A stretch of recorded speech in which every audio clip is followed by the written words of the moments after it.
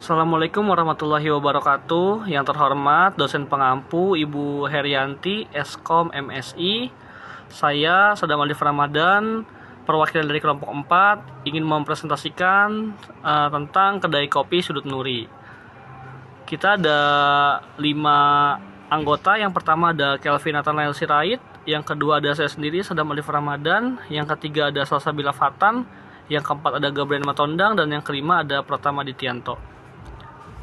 Latar belakang, bisnis coffee shop di Indonesia berkembang pesat seiring meningkatnya gaya hidup masyarakat, khususnya kalangan muda pesaing yang menuntut adanya perencanaan usaha yang matang. Oleh karena itu, studi kelayakan bisnis dilakukan untuk menilai kelayakan kedai kopi Sudut Nuri sebagai dasar pengambilan keputusan pengembangan usaha.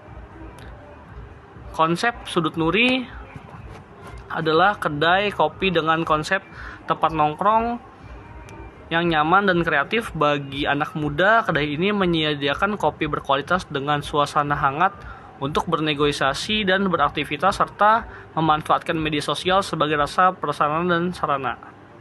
Rumusan masalah dan tujuan penelitian.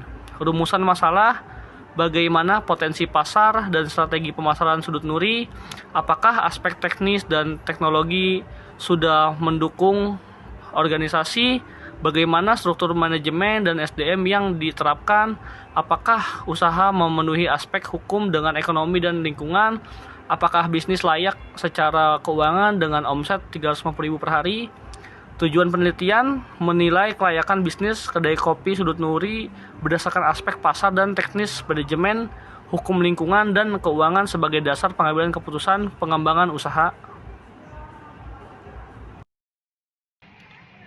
Ya, di sini saya akan melanjutkan. Skenario metode penelitian. Penelitian ini menggunakan metode kualitatif dengan pengumpulan data melalui observasi, wawancara, dan studi literatur. Data dianalisis secara deskriptif untuk menilai kelayakan bisnis kedai kopi Sudut Nuri berdasarkan berbagai aspek usaha. Di sini ada aspek studi kelayakan, ada 5. Ada 1, aspek pasar dan pemasaran, peluang pasar, target konsumen, dan strategi pemasaran. 2, aspek teknis dan teknologi, kesiapan lokasi, peralatan, dan proses operasional. 3, aspek manajemen, struktur organisasi, SDM, dan sistem kerja. 4, aspek hukum dan lingkungan, kepatuhan hukum dan dampak lingkungan usaha. 5, aspek keuangan, modal, biaya, pendapatan, dan tingkat keuntungan usaha. Sini ada aspek pasar dan pemasaran. Kedai kopi Sudut Nuri memiliki peluang pasar yang baik karena menyasar kalangan anak muda usia 17-25 tahun yang gemar nongkrong dan menikmati kopi. Strategi pemasaran dilakukan secara bertahap, mulai dari promosi dari mulut ke mulut hingga pemanfaatan media sosial seperti Instagram dan WhatsApp. Segmentasi pasar difokuskan pada demografi dan psikografis dengan target utama pelajar dan mahasiswa yang menyukai tempat kopi modern dan nyaman. Strategi ini membantu Sudut Nuri menjangkau konsumen lebih luas dan meningkatkan daya saing. Selanjutnya dilanjutkan oleh Salsabila Fatan. Baik, di sini saya akan melanjutkannya.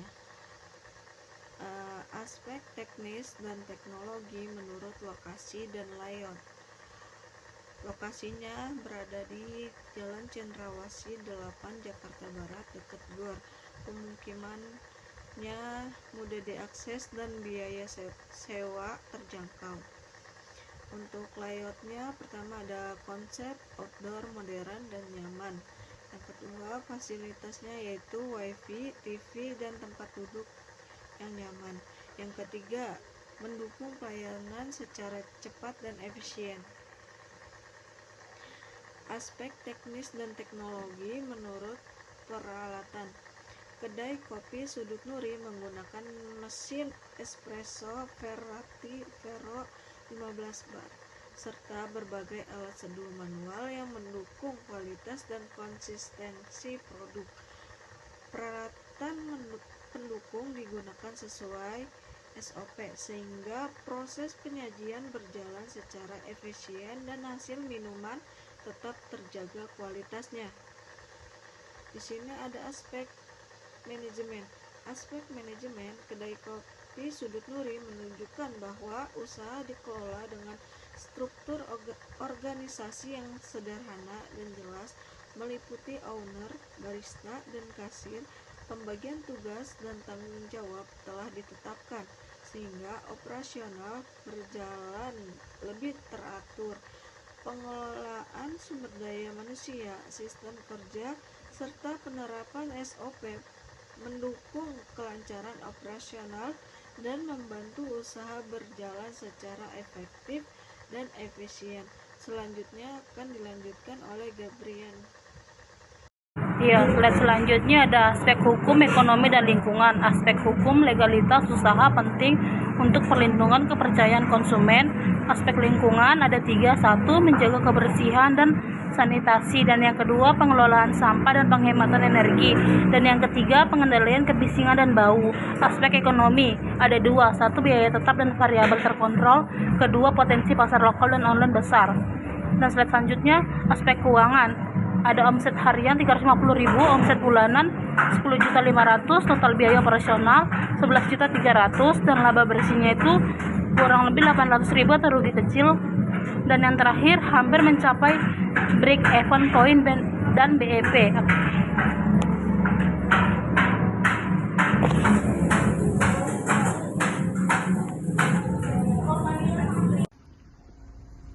Ya, selanjutnya saya akan menjelaskan tentang analisis kelayakan keuangan. Yang pertama ada payback period, lebih dari 3 tahun belum tercapai.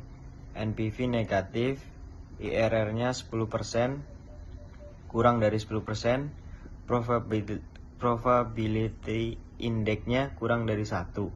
Usaha layak jika omset naik dari 400 sampai 450.000 per hari. Potensi labanya 1,5 sampai 2 juta per bulan. Selanjutnya ada kesimpulan dan saran.